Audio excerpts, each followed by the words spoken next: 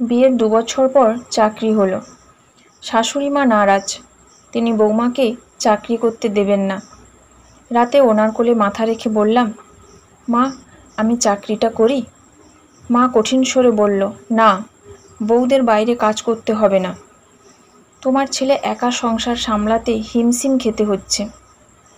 আমায় তো তুমি জানো, বলো না, বিশ্বাস করো না আমায়? পাড়ার মানুষ কি বলবে? বলবে বউয়ের কামাই খাচ্ছে।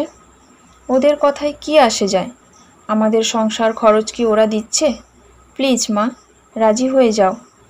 আমার বেতনের টাকাটা না হয় সঞ্চয় করে রাখবো তোমার নাতি নাতনিদের জন্য। অবশেষে শাশুড়ি মা রাজি হলো। বেতন তুলে মাকে দামি শাড়ি উপহার দিলাম।